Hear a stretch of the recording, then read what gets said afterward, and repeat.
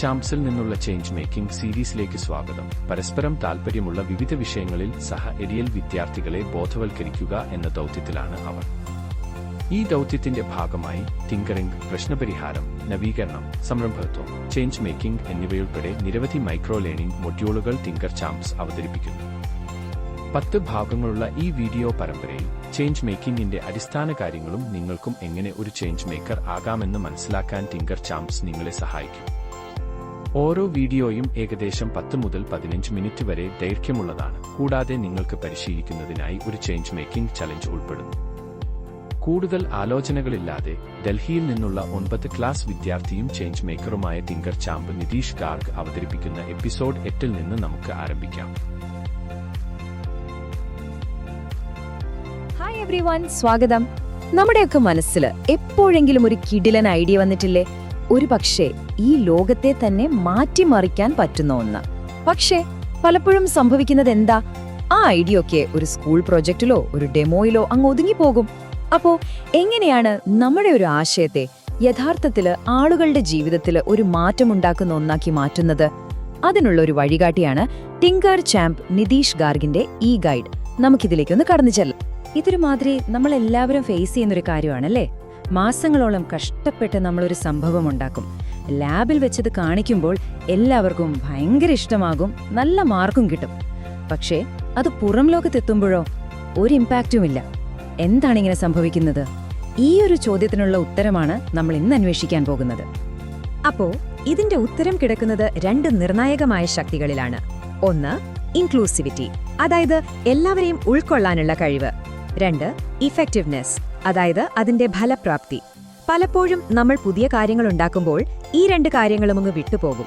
പക്ഷെ സത്യം പറഞ്ഞാൽ ഇവ രണ്ടും ഒരുമിച്ച് വരുമ്പോഴാണ് ഒരു ഐഡിയ വെറുമൊരു കണ്ടുപിടുത്തം അല്ലാതാകുന്നത്, അതൊരു യഥാർത്ഥ വിജയമായി മാറുന്നത്. അപ്പോ നമുക്ക് ആദ്യം ഇൻക്ലൂസിവിറ്റിയെ പറ്റി സംസാരിക്കാം. ഇതിനെ നമുക്ക് ഒരു പ്രോജക്റ്റിന്റെ ഹൃദയം എന്ന് തന്നെ വിളിക്കാം. കാരണം ഇതൊരു ടെക്നോളജി മാത്രമല്ല, ഇത് മനുഷ്യരെ കുറിച്ചാണ്. നമ്മൾ ഉണ്ടാക്കുന്ന ഈ സംഭവം ആർക്ക് വേണ്ടിയാണോ അവരെ പറ്റിയുള്ളൊരു ചിന്ത, അതാണ് ഇതിന്റെ ബേസ്. അപ്പോ എന്താ ശരിക്കും ഈ ഇൻക്ലൂസിവിറ്റി? സിമ്പിളായി പറഞ്ഞാല്, നമ്മൾ ഉണ്ടാക്കുന്ന സാധനം കുറച്ചു പേർക്ക് വേണ്ടി മാത്രമാകരുത്, അത് എല്ലാവർക്കും ഉപകാരപ്പെടണം. അവരുടെ ജെൻഡറോ, താമസിക്കുന്ന സ്ഥലമോ, ഭാഷയോ, അല്ലെങ്കിൽ എന്തെങ്കിലും ശാരീരിക ബുദ്ധിമുട്ടുകളോ പൈസയോ ഇതൊന്നും ഒരു തടസ്സമാകാൻ പാടില്ല. ചുരുക്കി പറഞ്ഞാല് ആരും പുറത്തു പോവരുത്, അതാണ് പോയിന്റ്.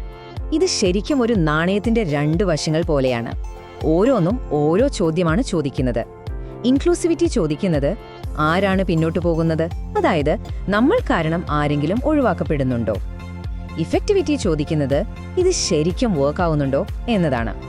എപ്പോഴാണോ ഈ 2 ചോദ്യത്തിനും നമുക്ക് യെസ് എന്നുത്തരം കിട്ടുന്നത്, അപ്പോഴാണ് ഒരു ഐഡിയ ശരിക്കും ക്ലിക്ക് ആവുന്നത്. അപ്പൊ നമുക്ക് ആദ്യം ഇൻക്ലൂസിവിറ്റിയുടെ ചോദ്യത്തിലേക്ക് തന്നെ വരാം. ശരി, അപ്പൊ നമ്മുടെ പ്രൊജക്റ്റ് എല്ലാവരെയും ഉൾക്കൊള്ളുന്നുണ്ടോ എന്നെങ്ങനെ അറിയാം? ഒരു 4 കാര്യങ്ങൾ ശ്രദ്ധിച്ചാൽ മതി.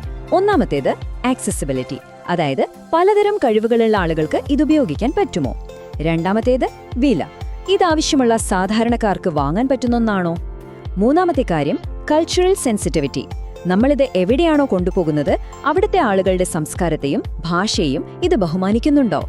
പിന്നെ ഏറ്റവും ഇമ്പോർട്ടന്റ് ആയിട്ടുള്ള 4ാമത്തെ കാര്യം റെപ്രസെന്റേഷൻ, അതായത് നിങ്ങൾ ആർക്ക് വേണ്ടിയാണോ ഇതുണ്ടാക്കുന്നത് അവരോട് ശരിക്കും സംസാരിച്ചോ, അവരുടെ പ്രശ്നം എന്താണെന്ന് നേരിട്ട് ചോദിച്ചു മനസ്സിലാക്കിയോ.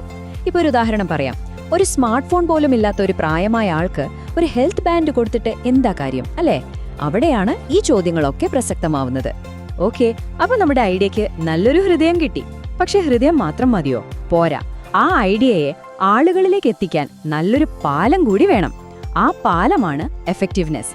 അതായത് ലാബില് സൂപ്പറായിട്ട് വർക്ക് ചെയ്തൊരു സംഭവം റിയൽ ലൈഫിൽ എങ്ങനെ പെർഫോം ചെയ്യും, ആളുകൾക്ക് അതുകൊണ്ട് സ്ഥിരമായിട്ടൊരു ഗുണം കിട്ടുന്നുണ്ടോ, അതാണിവിടെ വിഷയം. അപ്പൊ എന്താണ് ഈ എഫക്റ്റീവ്നെസ്?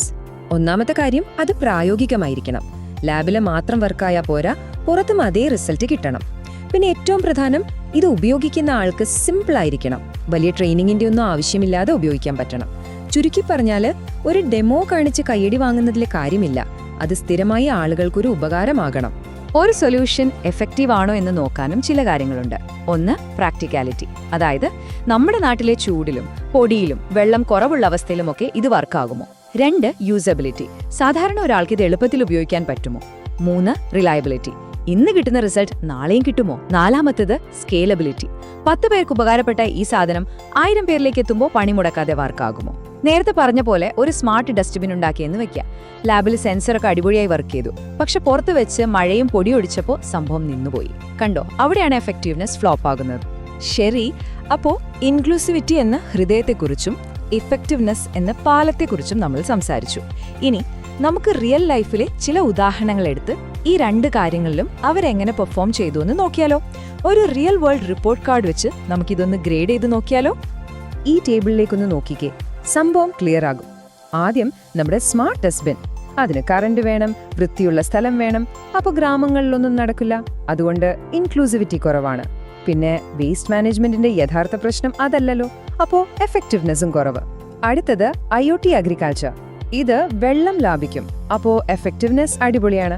പക്ഷേ ഇതിന്റെ വില കാരണം സാധാരണ കർഷകന് ഇത് വാങ്ങാൻ പറ്റില്ല. അപ്പോ ഇൻക്ലൂസിവിറ്റി കുറവായി പോയി. ഇനി ഡോക്ടർ വർഗീസ് കുര്യന്റെ ധവള വിപ്ലവം നോക്കൂ. ഗ്രാമങ്ങളിലെ എല്ലാ കർഷകരെയും, സ്ത്രീകളെ അടക്കം അത് ശാക്തീകരിച്ചു. അതുകൊണ്ട് ഇൻക്ലൂസിവിറ്റി ഹൈ ആണ്. ഇന്ത്യയുടെ പോഷകാഹാര രംഗത്ത് തന്നെ അതൊരു മാറ്റം കൊണ്ടുവന്നു. അപ്പോൾ എഫക്റ്റീവ്നെസ്സും ഹൈ ആണ്. ഇതാണ് ശരിക്കുള്ള വിജയം. അവസാനം ടെസ്ല കാറുകൾ. ഇലക്ട്രിക് കാർ രംഗത്തൊരു വിപ്ലവം തന്നെയായിരുന്നു. അതുകൊണ്ട് എഫക്റ്റീവ്നെസ് സൂപ്പറാണ്. പക്ഷെ ആർക്കാണ് വാങ്ങാൻ പറ്റുക? പണക്കാർക്ക് മാത്രം. അപ്പോൾ ഇൻക്ലൂസിവിറ്റി കുറവാണ്. അപ്പോൾ എന്താ നമ്മൾ മനസ്സിലാക്കേണ്ടത്? യഥാർത്ഥ വിജയത്തിന് ഇൻക്ലൂസിവിറ്റിയും എഫക്റ്റിവിറ്റിയും രണ്ടും ഒരുപോലെ വേണം. ഇത്രയും കേട്ടപ്പോൾ ഇതെങ്ങനെ നമ്മുടെ സ്വന്തം പ്രൊജക്റ്റിൽ ഉപയോഗിക്കാം എന്ന് തോന്നുന്നുണ്ടാവും അല്ലേ? അതിനൊരു വഴിയുണ്ട്. ടിങ്കോ ചാമ്പ് നിതീഷ് ഗാർഗിന്റെ ഗൈഡിൽ നിന്നുള്ള ഒരു കിഡിലൻ ചെക്ക് ലിസ്റ്റ്. നിങ്ങളുടെ അടുത്ത ഐഡിയനെ വർക്ക് ചെയ്യുന്നതിന് മുമ്പ് സ്വയം ചോദിക്കാൻ കുറച്ച് ചോദ്യങ്ങൾ. ആദ്യം നമുക്ക് ഇൻക്ലൂസിവിറ്റി ചെക്ക് ലിസ്റ്റ് നോക്കാം. നിങ്ങളുടെ ഐഡിയയെ പറ്റി ഈ 4 ചോദ്യങ്ങൾ സ്വയം ചോദിച്ചു നോക്കൂ. 1.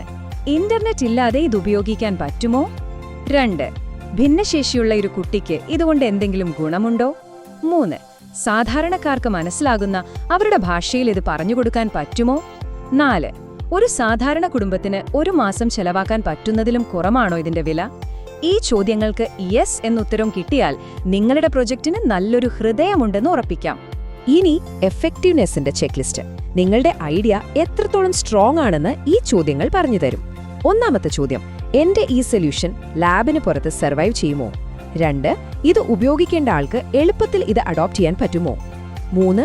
ഇത് പ്രശ്നത്തിന്റെ വേരിനെയാണോ അതോ ഒരു ചെറിയ ഭാഗം മാത്രമാണോ പരിഹരിക്കുന്നത്? 4. കാലം കഴിയുമ്പോഴും ഇത് വർക്ക് ചെയ്യാൻ ഞാൻ എന്തെങ്കിലും പ്ലാൻ ചെയ്തിട്ടുണ്ടോ? ഈ ചോദ്യങ്ങൾക്കുള്ള ഉത്തരം നിങ്ങളുടെ ഐഡിയക്ക് നല്ല ആയുസ്സുണ്ടോ എന്ന് പറഞ്ഞുതരും. അപ്പോ പോകുന്നതിന് മുൻപ് ടിങ്കോ ചാമ്പ് നിതീഷ് ഗാർഗിന്റെ ഒരു വാചകം ഓർക്കാം. ടെക്നോളജി നിങ്ങൾക്ക് ചിറകുകൾ തരും, പക്ഷെ ഒരുപാട് ദൂരം പറക്കാനുള്ള ശക്തി തരുന്നത് ഇൻക്ലൂസിവിറ്റിയും എഫക്റ്റീവ്നെസ്സുമായിരിക്കും. ശരിയല്ലേ? നമ്മളുണ്ടാക്കുന്ന ടെക്നോളജി എത്ര വലുതാണെന്നതിലല്ല കാര്യം. അതുകൊണ്ട് എത്ര ജീവിതങ്ങളിൽ ഒരു മാറ്റം കൊണ്ടുവരാൻ പറ്റി എന്നതിലാണ് യഥാർത്ഥ വിജയം. അപ്പോ അടുത്ത തവണ നിങ്ങളൊരു പുതിയ ഐഡിയയെപ്പറ്റി ആലോചിക്കുമ്പോൾ ഈ 2 കാര്യങ്ങളും മറക്കരുത്. നിങ്ങളുടെ ആശയങ്ങൾ വെറും പ്രോജക്റ്റുകളായി ഒതുങ്ങാതെ യഥാർത്ഥ മാറ്റങ്ങളായി മാറണം.